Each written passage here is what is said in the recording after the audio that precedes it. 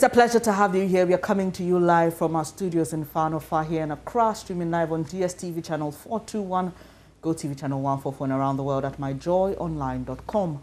The details now. In 2019, Ghana began vaccinating children up to 5 years against malaria in some selected regions. The jabs, known as RTS, is the world's first malaria vaccine shown to provide partial protection against malaria in young children. 2 years on, the National Malaria Control Program says about 70% of children who were targeted in the Central, Volta, Upper East regions and parts of the Bono region had received their first dose as of December 2020. Now, the Nkoranza North district of the Bono East region is one of the pilot areas, and our checks indicate acceptance is low. Health workers in the district lament difficulties they go through having access to some hard-to-reach communities in their quest to administer the vaccines to the targeted group. Anas Abed visited the district, and here's his report. Like many other vaccines, getting people to accept the malaria vaccine, which is currently being piloted in about 47 districts across the country, has not been an easy task, particularly for health workers. Here in the Bono East region, 6 out of the 11 municipal and district assemblies are part of the National Malaria Vaccination Program. Today, we visit the Nkoranza North district, Busunya to be precise, to ascertain the level of acceptance of the vaccine known as the RTSS. Faima Zakaria is a community health nurse with the Busunya Health Center. With the malaria vaccines, it's a new vaccine which has been introduced like 2 years now. So still, some people still have their doubts. Some people have their perceptions. Yes, I'm comparing it to the other vaccines. They take the other vaccines more than the malaria vaccines. Yeah, the malaria vaccine, somebody can just reject. No, my husband said I shouldn't take it, and a patient has it on her own consent. So if she says that, you can't give it. Yeah. Being a typically rural setting, Faima tells me access to the hinterland has been her major challenge. Actually, let's say if tomorrow is my vaccination day, I have to prepare my books, everything. It's always the means of transport. That's always hard. So I have to prepare before the next day. Mostly we use motorbikes, and we only have one motorbike. Unless maybe we have to take some of our colleagues' motorbikes, then move out. If not the means of transport, we are okay. With the level of acceptance being low across the district, is there a way of convincing the people here to accept the RTSS? Faima shares with me what measures she takes in doing so. Yeah, I have a way of speaking to them. I always compare somebody who has taken it. At times I have to take them there so they will talk to them what their experience about the malaria vaccine is. Then later I'll talk to her, and before she was accept. But before I'll do that, I have to get the husband, because mostly it's the husband who always have influence on the wife. We then took a step to visit some parents whose children under 2 are taking the RTSS vaccine. Asantiwa Happy, a mother whose daughter has gone through all 4 doses of the vaccine, says her daughter only felt feverish after the first dose and has since been okay after receiving the remaining 3 jabs. She felt feverish on the first day because she took a number of injections, but ever since, she is very okay. She is, however, optimistic that the vaccine will help address the increasing number of malaria cases amongst children in the area. I am very happy because we record so many malaria cases here, and I believe that the vaccine will help the prevention of malaria here.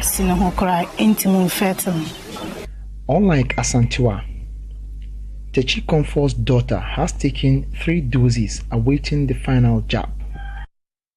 She urges all parents to accept the vaccines, which according to her is the surest way of keeping children under 5 safe from malaria infections. We get bitten by mosquitoes every day while outside, and so if we get the injection, it will help us. Though the level of acceptance of the vaccines at the initial stages was on the low, there's been a significant improvement within the Nkoranza North district as a result of measures put in place by the Health Directorate. Reporting for Joy News, Anas Sabit, Busunya. Dr. Kofi Adomako, a medical epidemiologist at the National Malaria Control Program, has joined us for a conversation on the story you just saw. Thank you for your time here this morning, sir. Ghana is still recording high numbers of malaria at our OPDs despite the gains made. How does the program intend to achieve the zero malaria target in the next 5 years? Thank you very much, and good morning to your cherished viewers. So we have made a lot of progress as far as malaria control is concerned. And as you rightly said, over the years, we have been able to work hard to bring down the burden of malaria in the country. There are a number of interventions that we have put in place to be able to implement them effectively to bring down the burden of malaria. And one of them is actually the LL lines that's the mosquito nets that we distribute across the country to all households in the country, so that if you sleep under the nets, you are protected. The net is very effective in two ways. It provides a physical barrier, and also it's been infused with insecticides, and the mosquitoes, when they land on the nets, are killed by the insecticides. And so it's very effective. And this year, we are currently registering all households, and we are going to use the universal method to distribute the nets across the country. And we expect that everybody will receive a net and also sleep under them. There are other interventions that we have in place, like the indoor residual spraying. And this is what we do by spraying the indoor, that's the walls of the rooms, so that when the mosquitoes land on the walls, you know, the mosquitoes that cause malaria, that's the female Anopheles mosquito, we call them the indoor biting mosquitoes. So they usually bite indoors and they land indoors. And so if you are able to spray the walls of these, your rooms, we expect that when the mosquitoes land on the walls, they are knocked down and they are killed. And so these are some of the interventions we are putting in place as far as the vector that causes malaria is concerned. We also have an intervention against the vulnerable groups. We know in Ghana and all over the world, vulnerable groups such as pregnant women. Pregnant women are vulnerable because, one, their immune system is generally low, and this is how God has made it, for them to accept the baby, so that the body will not recognize the baby as a foreign thing and expel the baby. So for them to accept, their immune system goes down, and then they're able to accept. So because of the low immunity among pregnant women, they are vulnerable and can easily have the malaria disease. All right. And so we protect them by giving them what we call the sulfadoxine pyrimethamine, that's the SP, which they start at 16 weeks and then take every 4 weeks until delivery. Sure. So that they are protected. Not only the pregnant women will be protected, but also the babies. You know, malaria can cause, one, miscarriages. And so we urge all pregnant women to take them. Apart from even causing miscarriage, it can even kill the pregnant woman herself. And also, it can also cause what we call the IUGR, intrauterine growth restriction. The baby, when born, can be very small. As in the weight of the baby will be very small, and the growth will be restricted intrauterine. All right, and so we urge all pregnant women to take this SP that we give to them every month, for them to be protected. Apart from that, Doc, we have also quickly. We need to wrap this up quickly, but. We understand that some children in the regions of the north are undergoing chemo preventions against malaria. This is very interesting. Tell us more about that and the impact it's making. Okay, so this is what we call the seasonal malaria chemo prevention. So in regions where malaria transmission is highly seasonal. That is, you have about 60% of all your cases occurring in a very short period, a period of 4 to 5 months. That's a period of June to about October. We implement what we call the seasonal malaria chemo prevention among children under 5. That's one of the vulnerable groups of malaria. And so what we do is that we give them SP, the same drug that we give to the pregnant women, as well as amodiaquine. So we combine these medications and give it to them for 3 days. And we do this every month from about July to October. And the aim is to have adequate concentrations of these drugs in their system to be able to protect them during the period of greatest malaria risk. And so far, it's been very good. I mean, you go to the regions and they ask us to even come during the lean seasons. That is the period where we don't have a lot of transmissions. They are asking for more of our medication. All right, Doc. Of the benefits they have received. So is this done simultaneously with the vaccination, or this is done in areas where you're not piloting the malaria vaccines?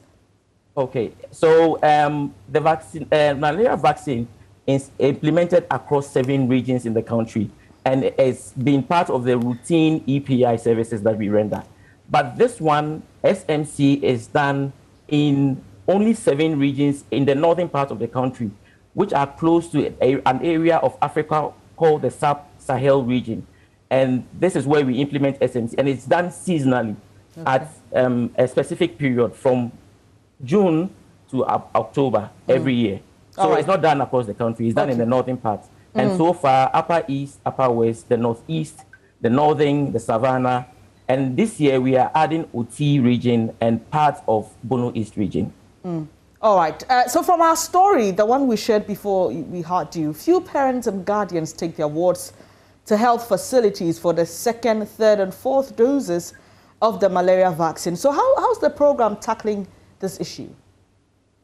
Okay, so as the community health worker rightly said, we are encouraging every parent to take their children, to take their wards for the malaria vaccine. It's been proven to be very effective in protecting the children against malaria. And so what we do is encourage all the community health workers to use those who have already received the vaccine as examples for the parents who are refusing to also accept.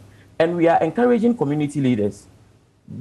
Whatever they say carries a lot of weight. So we are encouraging every opinion leader within the communities to help us in this regard so that every parent will come to accept this malaria vaccine. And we are saying that this malaria vaccine that we are giving out to our children below 5 years is not the only intervention. There are other interventions. So even if your child receives the malaria vaccine, do well to also let the child sleep under the mosquito nets. Do well to let your child put on protective clothing, especially during the night when mosquitoes bite. And also, if the SMC is being implemented in your region, do well to allow your child to be given the SMC medication. So malaria vaccine offers protection, but it's not absolute 100% protection. So we pray that everyone will also, in addition to the malaria vaccine, will also allow their children to be given all the other interventions that we have put in place to prevent malaria. Talking about how effective our vaccine is, news broke last week of a highly effective vaccine on trial in Burkina Faso. What do you make of this Oxford vaccine against malaria, and what are the prospects for Ghana? Okay, so this new vaccine in Burkina Faso, as you rightly said, is still on trial. So we are awaiting the final results that will come out, and we pray that if it's highly effective, why not? We will implement it in this country. And our current vaccine, the RTSS vaccine, is also very effective. It's been proven to be very effective. It's been proven to be safe among the children. And so currently, this is what we have, and this is what we are using. If any other vaccine comes in and we think that it's much better than what we have, why not? We will accept and use this. And all we want to do is to prevent the number of episodes of malaria that we have and also prevent deaths. And we pray that in the near future, we will be able to do this with all the interventions that we have put in place. All right, Doc, finally, per the rate and success of all the interventions you've mentioned, and even how well people are accepting it, when do you think we will be able, realistically, at this rate currently, when will we be able to achieve zero malaria? What I will say is that it's not far-fetched. If everybody does his or her part, in the near future, I can't give exactly a period or a time when we will achieve zero malaria. But we have come a long way. We have been able to reduce drastically the number of deaths. For instance, in 2012, we had about 2,800 people dying from malaria. But last year, only 308 died from malaria. And we have been able to reduce the number of deaths drastically. We don't want anyone to die. We want to get to a point where nobody will die from malaria. But it depends on you and I. It depends on stakeholders, all the stakeholders involved. The government, donors, community leaders, and everybody. You know, the malaria is said to be infectious. So the mosquito will go and pick it from one person and bring it to another person. So if you protect yourself and I protect myself, then we protect our neighbors as well. And so we encourage everybody to use the interventions. And secondly, what I want to say is that if you feel that you have the symptoms of malaria, get tested. You have to be tested before you treat. If you don't test and you take the medications, we are making the malaria parasite resistant to our medications that we have. And so we pray that everyone will do his part. And we know that in the near future, we'll get there. I appreciate your time this morning. Dr. Adomako is an epidemiologist with the National Malaria Control Program, speaking to us about how we can achieve zero malaria in the near future.